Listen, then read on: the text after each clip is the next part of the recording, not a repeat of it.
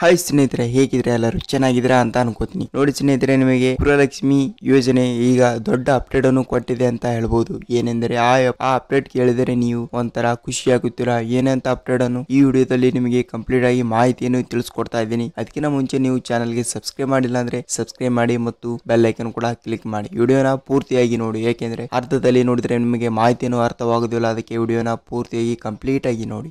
ಸ್ನೇಹಿತರೆ, ನಿಮಗೆ ಹೇಳುವುದಾದರೆ ಗೃಹಲಕ್ಷ್ಮಿ ಹಣ ನಿಮ್ಮ ಖಾತೆಗಳಿಗೆ ಇನ್ನೂ ಹಣವನ್ನು ಬಂದಿಲ್ವಾ? ಆಗಿದ್ದರೆ ಈ ವಿಡಿಯೋನ ನೀವು ಕಂಪ್ಲೀಟ್ ಆಗಿ ನೋಡಿ, ಏಕೆಂದರೆ ಈ ವಿಡಿಯೋ ನೋಡಿದರೆ ನಿಮ್ಮ ಖಾತೆಗೆ ಹಣವನ್ನು ಕಂಪ್ಲೀಟ್ ಆಗಿ ಬಂದೇ ಬರುತ್ತದೆ. ಏಕೆಂದರೆ ಈಗಾಗಲೇ ಅನ್ನಭಾಗ್ಯ ಯೋಜನೆ ನೋಡಿರಬಹುದು. ಕರ್ನಾಟಕ ಸರ್ಕಾರ 5 ಗ್ಯಾರಂಟಿ ಯೋಜನೆಗಳಲ್ಲಿ ಅನ್ನಭಾಗ್ಯ, ಯುವ ನಿಧಿ, ಅಕ್ಕಿ ಹಣ ಮತ್ತು ಗೃಹಲಕ್ಷ್ಮಿ ಮತ್ತು ಶಕ್ತಿ ಯೋಜನೆ, ನಾನಾ ರೀತಿಯ ಯೋಜನೆಗಳಲ್ಲಿ ನಿಮಗೆ ಶಕ್ತಿ ಯೋಜನೆ ಒಂದು ಬರ್ತಾ ಇದೆ. ಆದರೆ ಗೃಹಲಕ್ಷ್ಮಿ ಅನ್ನಭಾಗ್ಯ ಹಣನು ಒಬ್ಬೊಬ್ಬರಿಗೆ ಬಂದಿದೆ, ಆದರೆ ಒಬ್ಬೊಬ್ಬರಿಗೆ ಬಂದಿಲ್ಲ.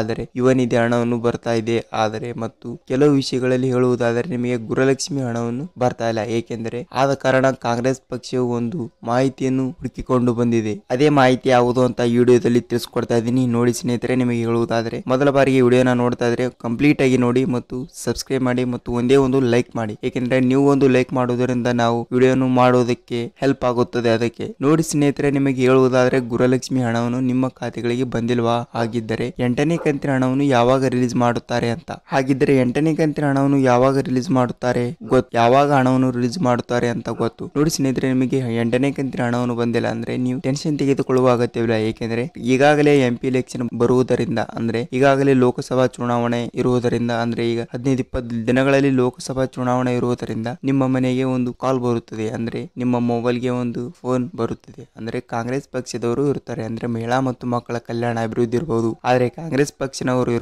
ಇರುತ್ತಾರೆ. ಅವರು ನಿಮ್ಮ ಸೊಲ್ಯೂಷನ್ ಕೇಳ್ತಾರೆ. ಅಂದ್ರೆ ನೋಡಿ ಅವರು ಏನು ಕೇಳ್ತಾರೆ ಅಂತ ಹೇಳ್ತೀನಿ.